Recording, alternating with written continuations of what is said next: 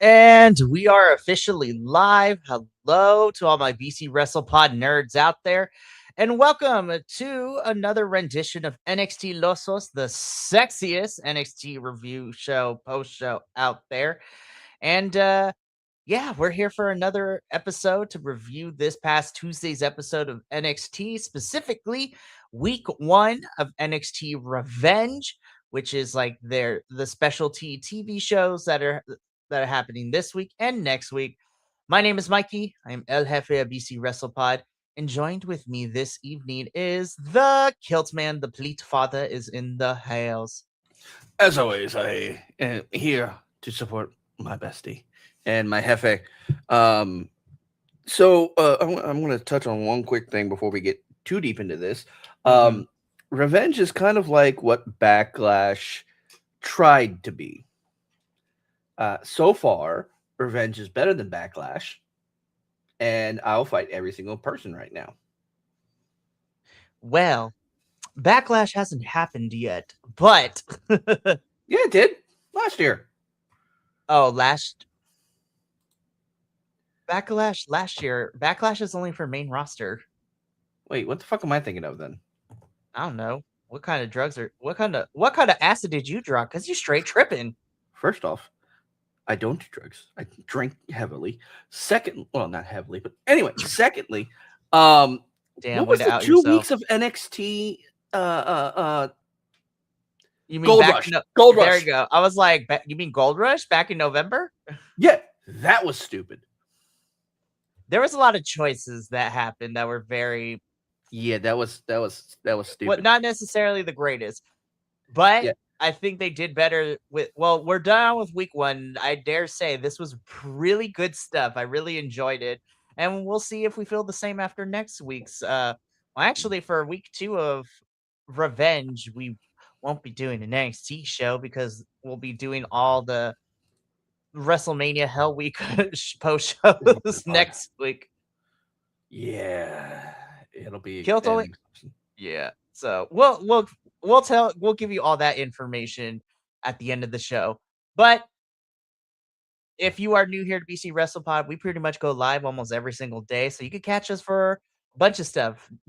NXT, AEW, CMLL, TNA. We also cover the international brands, Stardom, Progress, New Japan, Mystery Wrestling. Uh, we are now covering Eve, Battle Girls of Riot Wrestling. Lots of stuff. So you can pretty much find something that you enjoy. We also have social medias at BC WrestlePod where we have our report cards and the previews, so you can read how we thought each episode went and tell us why you agree or disagree. We also have some merchandise available to you at our shop, bcwrestlepodshop.fourthwall.com. Link in the chat as I posted those a few minutes ago, so you should be able to see them, and I will be posting them towards the halfway point and the end of the show once again. And last, but certainly not least, we do a lot. We cover a lot. We pay for a lot of streaming services and editing help and stuff like that. So if you would like to help donate to the cause so we could continue to bring you this content, our little coffee bot will be popping into the chat every 10, 15 minutes or so. But we understand that times are tough. So please do so responsibly because we love you for being here. And that's all that really matters to us. And if you decide to donate, then it is a bonus to us. But we love you and make sure you take care of yourself and those around you. Alrighty, let's get into NXT Revenge Week 1 because we had a lot of fun stuff. I say, I think from beginning to end, very smooth viewing experience. That didn't feel like we were just holding up space, holding up air, so to speak. Like I feel like we utilized everything properly, and I felt like everything got the appropriate amount of time for what we got. So I was very entertained, and I was like, this was an easy, digestible watch for me. I didn't really have a big much issue where I'm like rolling my eyes, and be like, why am I here? Why are we watching this? So yeah. I have to definitely agree. It's always been a situation where sometimes they'll just yap and it'll be like, okay, can we move along? Ooh, I forgot something. Agreed. Sorry. I just So, realized I forgot one thing. Here we go. Okay, I'm good. all right. As always. All right, let's get into this. So, we kicked off week 1 of NXT Revenge with Miss Jada Parker taking on Miss Kalani Parker. Jordan. That fucking cheap shot with the turnbuckle. I got feelings about this. I know you have feelings about this, as I I figured got you feelings. would. I mean, But the reason that we are here is because since the Madison Square Garden show leading into Stand and Deliver, Kalani and Jada have been kind of at each other's throats a little bit. And even then, in the like leading into this match for the hype package, like Jada, Kalani Jordan talking all that mess on Instagram Live, and then Jada Parker literally following her out to the parking lot to go fight her was hilariously and well done. And so these two have kind of a bitter back and forth going on. And so that is why we have this match personally made. Now, as far as this match goes, I thought this was really fun. This is not the first time that we've seen Jada Parker and Kalani Jordan mix it up and fight each other. So I was very personally entertained. I thought this was a really fun opening bout for both women. Both women are continuing to be featured on our television screen. And I feel that we are not quite done with this feud. I think we are going to see this go for a little bit longer.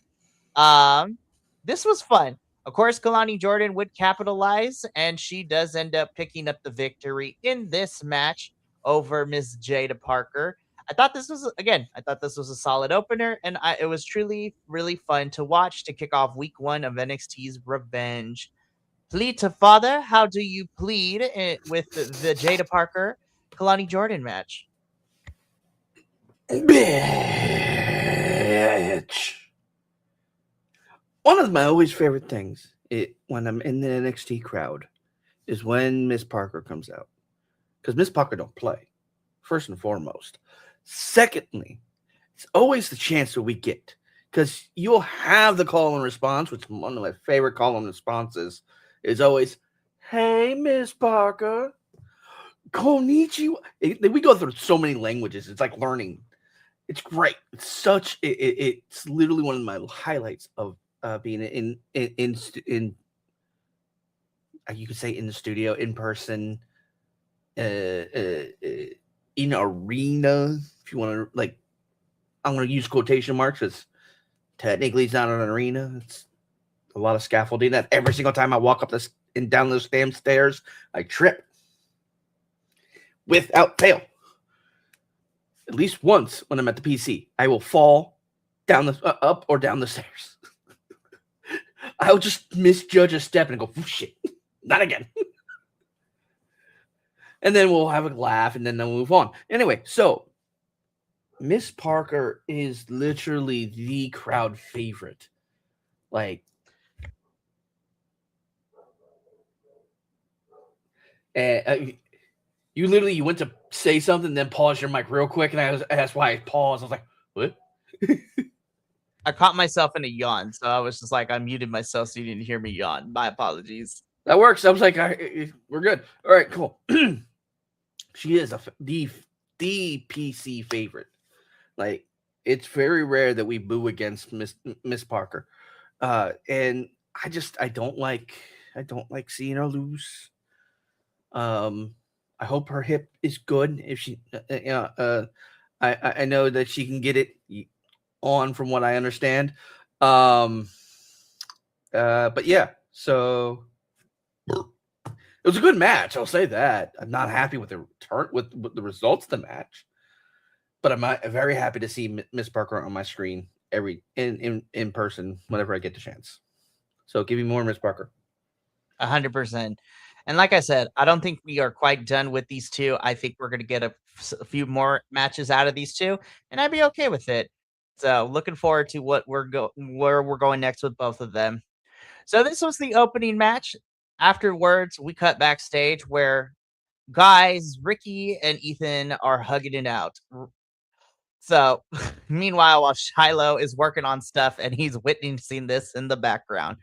So essentially, what this little backstage segment is that Ethan Page has a match against Tony D'Angelo for the NXT Championship later on in the night. And Ethan and Ricky Saints, for all intents and purposes, bury the hatchet. Ethan Page gives an invitation to Ricky to help him during the match later on in the show. Ricky says he'll be there, and Shiloh Hill is just watching this all unfold. And Shiloh's like, something is gonna be up. He overhears this, and Shiloh at this moment begins to formulate a plan, which we'll talk about when we get to the match. But yeah, Ricky and Ethan make up for like the 18,000th time. And more on these two when we get to the main event. But right after this, though, we get a pre-taped where Sol Ruka tells her side of the story, and she explains how she loves Zarya, and she still does, but Zarya has somehow made everything that has happened to them and her lack of opportunity as Sol's fault, and she doesn't want to do that, but she will always appreciate and love the time that her and Zarya spent together. But it is every woman for themselves now, and she is out to prove that Soul can beat Zarya like she did at Stand and Deliver. And I'm just like, you go, Soul. This last woman standing match is going to be nuts. I cannot wait until that match happens next week. So we will hear Zarya's side of the story a little bit later in the show. But right now, guys and gals and non-binary pals, we got a Joe Hendry concert. So Joe Hendry has his concert, and he sings a song about uh basically where is he going next? What are we doing? What is going to happen? Where does he go next? And before he can get too far into the concert, he is interrupted by Keanu Carver, who then proceeds to beat the piss out of Joe Hendry. And in fact, he bloodies this man. He destroys security, and Keanu Carver is left standing strong by the end of this, even though Joe Hendry El Kabonged him.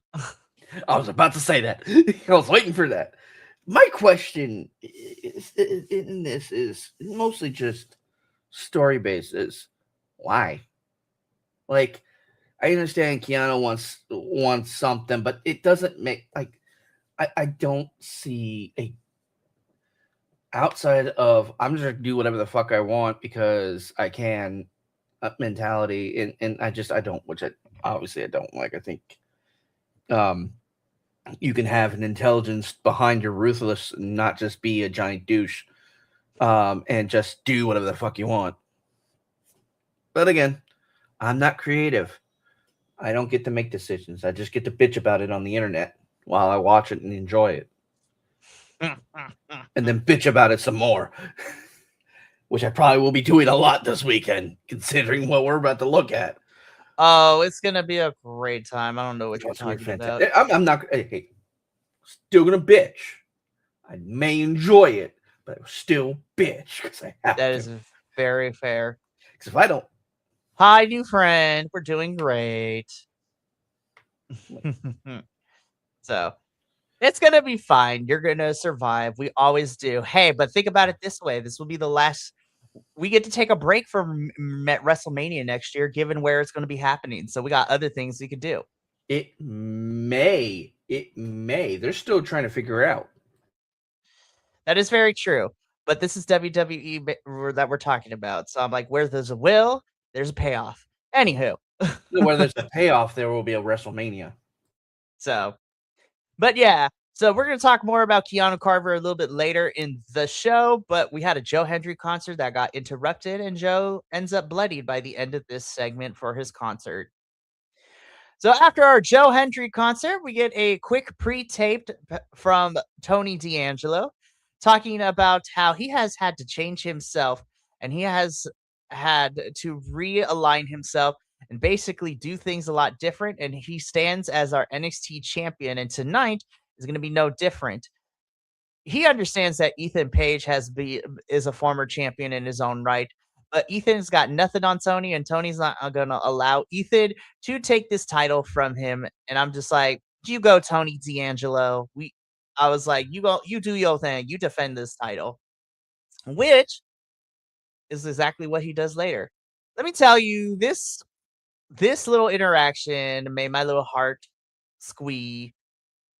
So Lola is getting ready as she will be main eventing the show in this episode as she defend it will be her first title defense as NXT Women's Champion since winning the title at Stand and Deliver. And she will be facing off against former champion JC Jane in the main event of week 1 of NXT Revenge. As she is getting ready, she is then approached by WWE Women's Champion Miss Stephanie Vaquer. And there was a little, this was a cute banter. They hugged. Stephanie tells, Lola good luck. Well, first she tells her she's proud of her, and then she wishes her luck in her match against JC Jane. Lola then reciprocates by receiving the compliment and also telling Stephanie good luck, and that Lola tells her to go beat Liv at WrestleMania. So this was a sweet moment. This was really fun. I like this moment. It made me giggle. It made me happy. And then there was a moment later, and I'm like, "Wait, why isn't she?" Never mind. I'm not gonna ask the stupid questions, because again, everything I hear is conjecture. It's rumor. I don't know everything, so we'll see. But anyway, yeah, this was great. I loved it. It was so much fun. I'm kind of upset that La Primera was in my area and I didn't know enough. I was like, oh my god. I've been like, oh my god. I wouldn't have asked for his autograph, but I definitely would have been like, oh my god. Man, it is fantastic for sure. But yeah, so this was a nice moment of the two champions, the two Latina champions, kind of wishing each other luck. Both of them are going to. Lola has something big tonight for this episode, and Stephanie has a big thing for heading into this weekend for Mania. So very excited and hoping La Primera walks out the other end as champion still. But predictions will come later. Not this episode, but I'll be sending that form out before Saturday, so that should be fun. But after this, we get into our next match, which is the NXT debut of WWE Evolve talent, Miss Callie Armstrong. I was like, as the only person in this group of NXT hosts, as well as the only person in this BC WrestlePod group of 15 of us, I watch WWE Evolve. Why? It's like I don't already watch enough wrestling every single week. But Callie Armstrong is the first ever WWE Women's Evolve champion, going on a very dominant reign until losing the title to Miss Kendall Gray. So, but Callie Armstrong is great. And now she has made her official call up to NXT, and she is here to stay. And she basically had a showcase, what I call a showcase squash match against another signed talent for NXT and Evolve called Skylar Ray. Callie Armstrong is just bam. I'm like, damn, she's fast, she's powerful, she's gonna hit you hard. I thought this was a really fun showcase for Callie. She wins this match. I think this was a really fun introduction for people who do not watch Evolve, and I'm excited to see where we take Callie because I think it's going to be some good stuff. I have to agree. This was a really good introduction to Callie, and a lot of good opportunity, good times here. It's funny is because you say, you're the only one that watches Evolve out of all of us, and that is true. But in my defense, if I tried, I could watch it in person. If I tried, there's a way to do it. It's. I'm gonna break a little bit of immersion. So at the PC, which is just a giant fucking L shape of warehouses, the studio the area that we see NXT filmed it is the main area. It's where it's the top part. It's if you ever see any of Shawn Michaels, actually his most recent TikTok where he's outside the PC, you go to the left of whatever he's shooting. Out front is where we do the matches. We go straight in there. Now, there's a warehouse right next to it. And then at the far end, there's another warehouse that they shoot Evolve in. Um, why they keep it separated, I'm not 100% sure. But hey, if I can get in, I'm going to get in. But anyway, it also requires me to actually drive to that side of. Fuck. That's the one thing I hate about my city. It's a. I lived. Okay, let me preface something. I lived in Atlanta for 5 years. Well, North Carolina, and I hated it. Someone once asked me, what's it like driving around Atlanta? I'm like, Atlanta is an hour away from Atlanta, and they didn't believe me until they got in my car and I was driving back to my house, and like, wow, it's been an hour. We haven't even gotten to your place yet. No, we're just now leaving Atlanta. We're about to hit Marietta. So they're like, what? I'm like, yeah, we're just about to hit Marietta. Oh, there's Marietta. There's Kennesaw. We're gonna go off this way. Because I lived out in the boonies.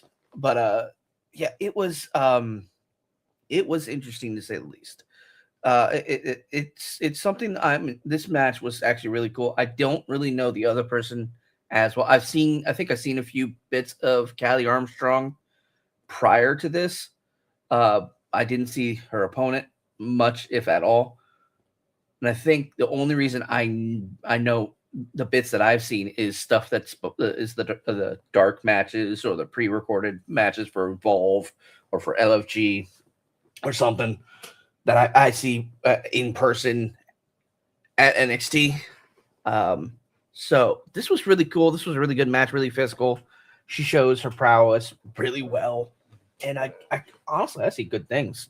Probably Callie will more than likely go up the roster and probably go to main side within, I would say, 3 to 5 years.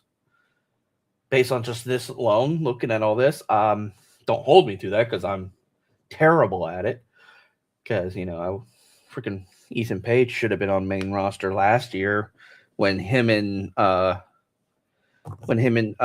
Chelsea Green were teaming together. And can you just move him? I'll save that. I'll save Ethan Page till later. But yeah, this was good. Yeah, so again, really fun showcase from Miss Callie. And we're gonna see her at the very end of the show again. So we're gonna talk about that a little bit later. But after this, though, we're backstage and we have Blake Monroe and the Vanity Project boys in the office of Robert Stone. And Robert Stone is just like, Blake, we've already talked about this multiple times since Stand and Deliver. You are not the women's NXT, you are not the NXT Women's North American Champion. So I don't understand why the Vanity Project boys are, playing into her delusion and hyping her up for no apparent reason. And so because Blake won't let it go, Robert Stone tells Blake that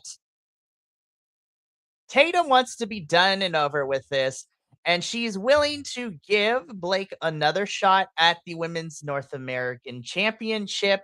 But the trade off is that Tatum will give Blake another shot, but Tatum gets to pick the stipulation for the match. So Blake is at first a little trepidatious about it. The Vanity Project boys then, reassure her that she's going to win no matter what. And then Blake is fine, and then everybody leaves. At this point of the show, we don't know what that stipulation is going to be. So we would find out later in the show what this NXT Women's North American Championship match was going to be when we see Tatum, and we're going to talk about that when we see her again. But right now, Kill, we got an NXT Championship match that happened. Tony D'Angelo, in his first title defense since winning the title at Stand and Deliver, takes on the former champion, All Ego Ethan Page, or a former champion, I should say.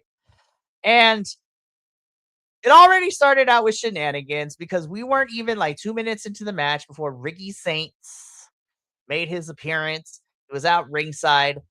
And not even 10 seconds of him being out there. All of a sudden, Ricky falls to the floor. I'm like, what happened? I wish you had gotten little screen grabs of that because you just see him go, as hands go, as hands come out from under the ring and goes, grab, then yank. And then 2 minutes later, he comes out.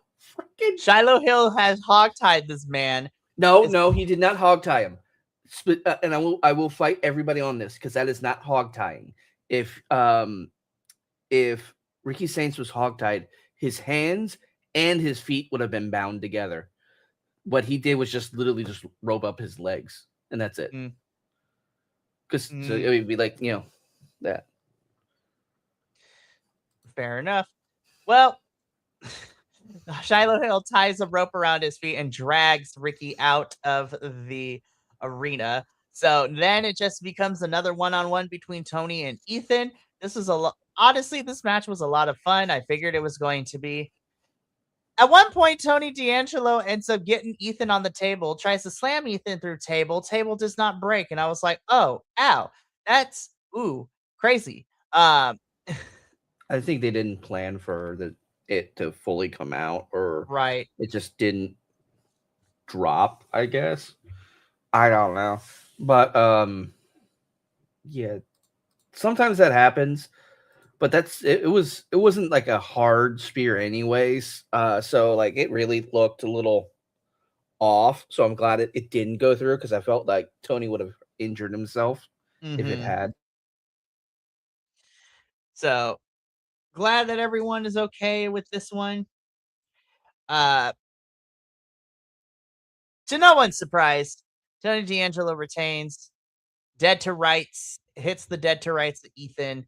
So Tony is still your NXT champion. I don't know if they're gonna do anything more with Ethan and Ricky, but I'm like, after Mania, I would like to start to see Ethan transition up to main roster. But again, I don't work for this company and I don't make those kinds of decisions. So I am the same, but I still want to bitch about it.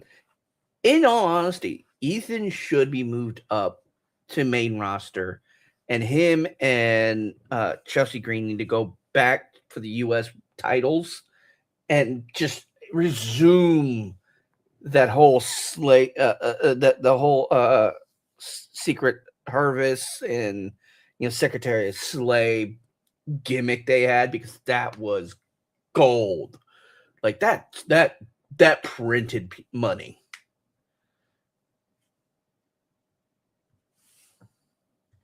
yeah, it would be. But anyways, we'll see if Ethan sticks around or if he's going to be prepped to head over to the main roster. But we'll see how the next couple of weeks pan out. After our NXT Championship match, we go backstage where Ricky is upset that Shiloh tied him up and took him out of the arena. And Ricky finds Shiloh and tells him to not stick his nose in his business, which means that we're probably going to get a feud between Ricky and Shiloh, which I'm here for.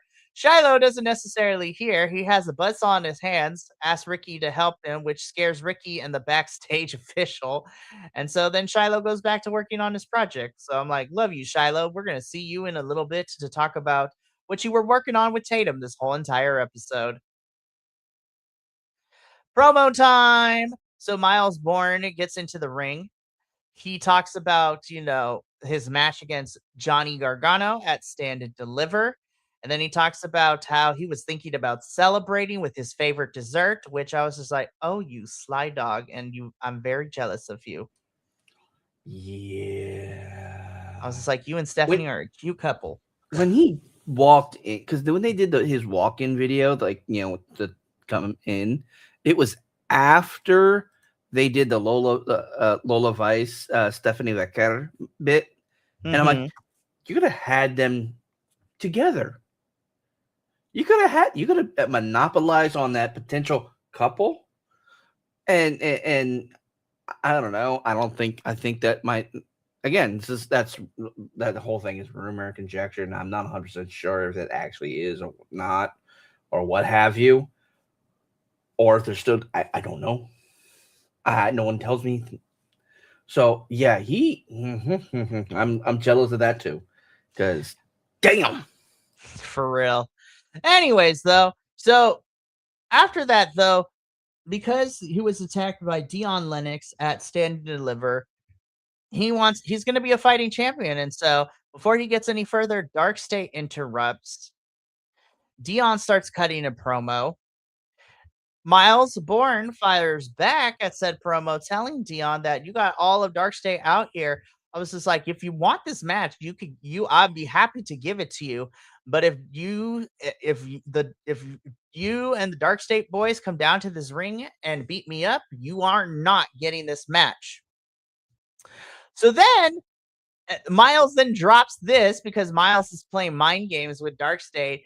He tells Dion, it's like, Dion, as the leader of Dark State, you have to make a decision, which then prompted one of my other personal favorites, Mr. Saquon Sugars, to respond, be like, nah, bro, we ain't doing that. They ain't no leader. I was just like, you got it all twisted up, bro. And it's just like, forget this. He's like, forget what you saying, Miles. We about to get in here. We about to square up. And then Dion's like, hold on. I was just like, which then Saquon was not happy with. Dion is like, what you doing, man? And Dion's like, listen, I'm trying to think about Darkseid's future, and that future is that title. And Saquon was like, oh, are you thinking about our future or you future? Bet. And then Saquon drops the mic, starts heading into the ring. Dion runs after Saquon. Miles drops Saquon and the other members of Dark State. So the James Cutler and Mr. Osiris over there grab Saquon. Dion Lennox is like arguing with everybody, and Miles is just standing there with holding the title up as he was watching Dark State fight amongst themselves. And I was just like, the cracks are showing, especially between Dion and Saquon. It is going to be very interesting, this breakup, because this is the breakup I was looking for and looking forward to. Not necessarily, the one that we got with, our lovely ladies of Sol Ruka and Zarya.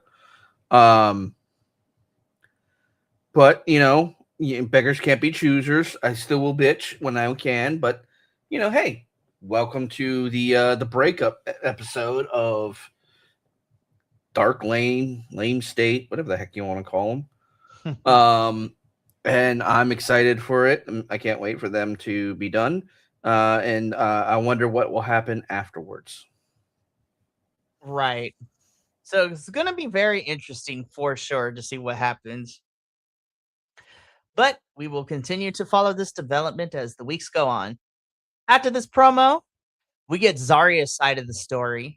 And Zarya says that she was supportive of Sol from the very beginning, but then Sol only thought about herself.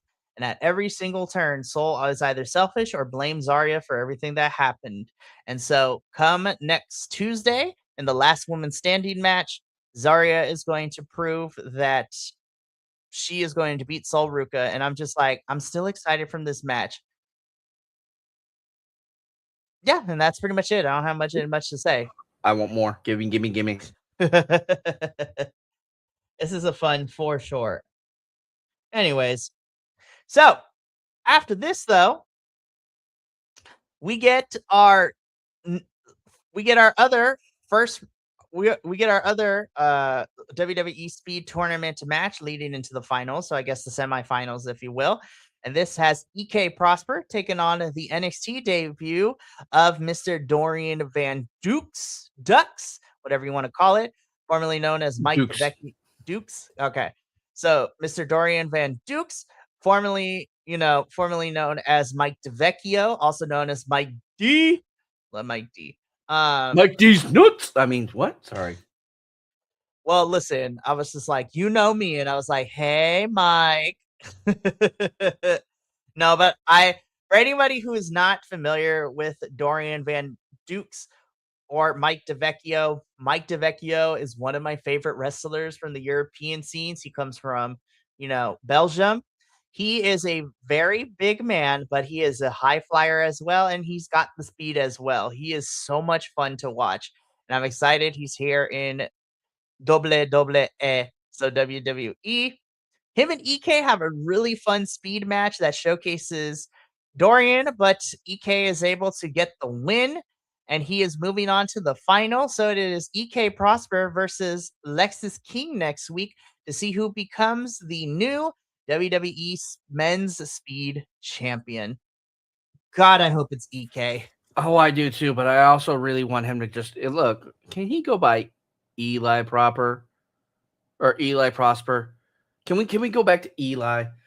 Like this EK is such a bad name for the dude. Ike. It reminds me of the freaking anime Air Gear, where the main character's name was Iki, and the freaking main, like, the love protagonist of it was always Iki, like every 5 seconds, and it's like, it irritates me. He's a great performer. He needs a better name. Just give him Eli. Give him Eli Prosper. That's fine.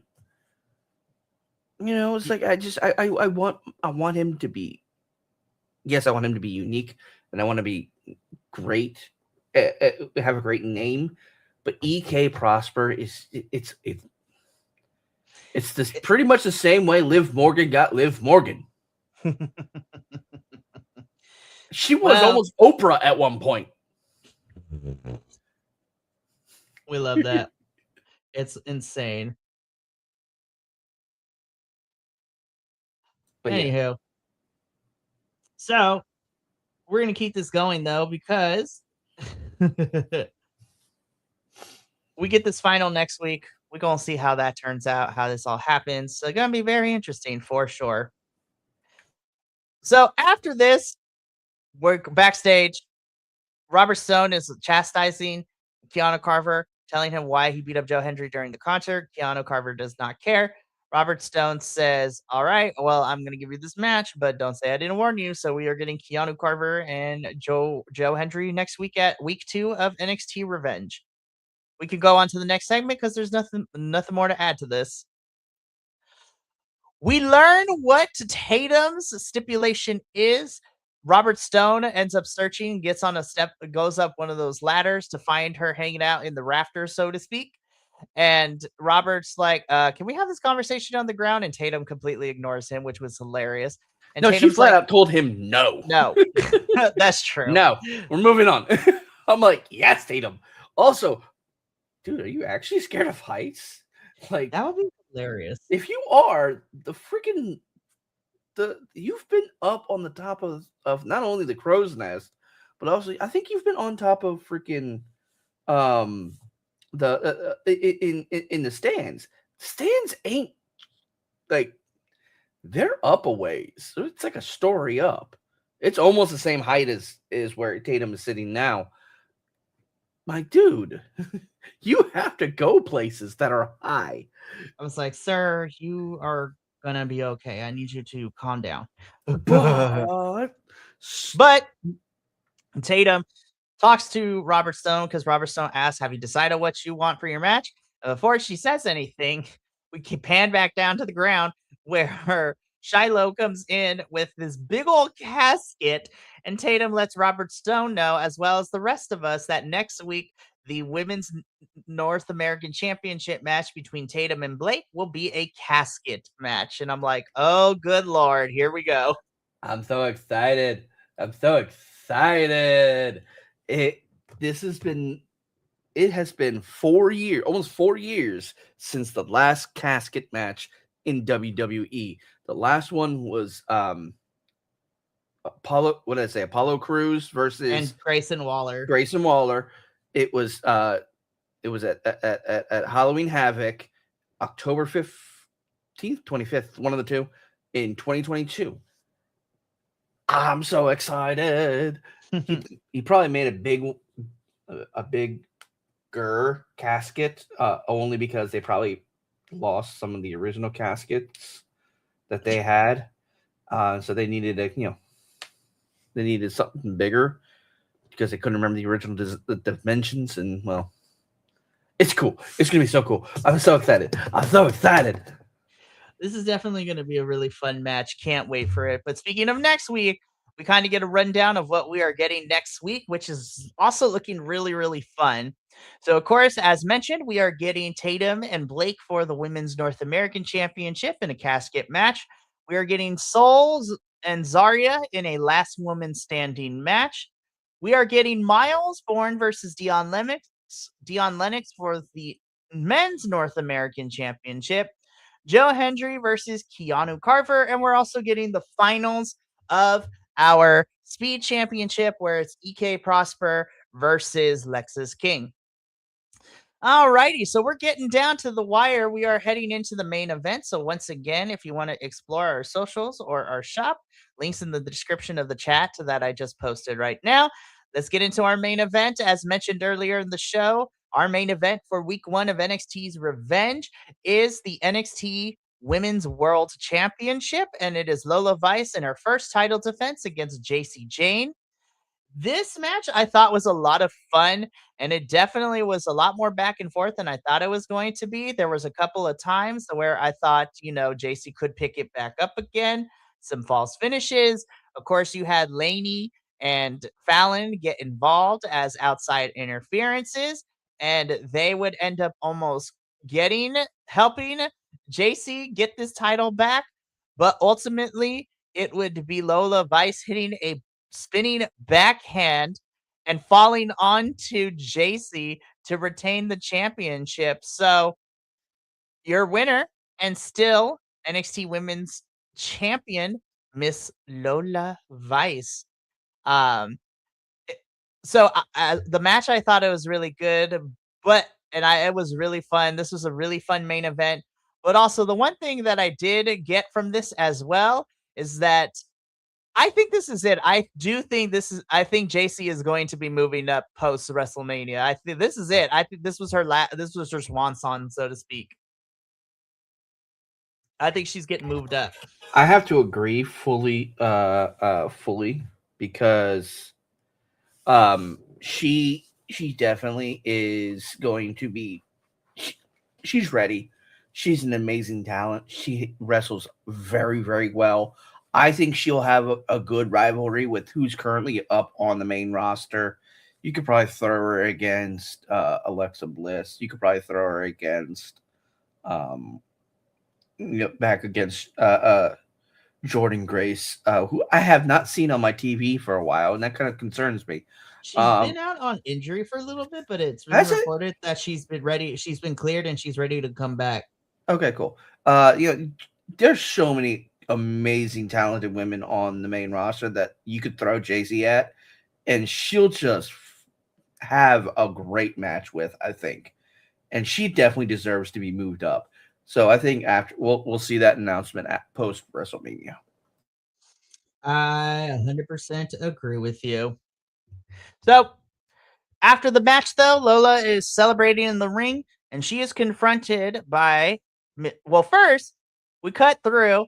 JC gets out of the way as Callie Armstrong destroys Laney and Fallon. And so Lola is confronted by Callie Armstrong, Kendall Gray, and up in the crow's nest is Izzy Dame. Then we get Zarya's entrance playing. So this is telling us that Lola is going to have a lot of challengers coming her way over the next few months. And love that they're all new people and it's going to be fun. But the show goes off the air with Lola confronting each of these challengers, as well as Zarya and Soul fighting. And that has been NXT Revenge Week 1. Yay, we did it. Again, I thought this was a really fun show to watch. This was an easy watch from beginning to end, and I'm looking forward to looking forward to watching NXT Revenge Week 2 to see what happens in all of that. Me too. It is going to be exciting. But that is going to be it for us here tonight. Before I go, though, I do want to give everyone some announcements. We are, as everyone knows, WrestleMania is this weekend, and starting this Friday is when we officially begin WrestleMania Hell Week. So outside of our regular reviews leading into Friday, which is CMLL later tonight, and Mystery Wrestling 24 tomorrow. Everything kicks off Friday for Hell Week, as at 3 p.m., myself and Andrew will be here live to do a watch along for GCW's Bloodsport, which is then going to lead into later that evening for our TNA Rebellion post show, which is just going to be a lot of fun to do.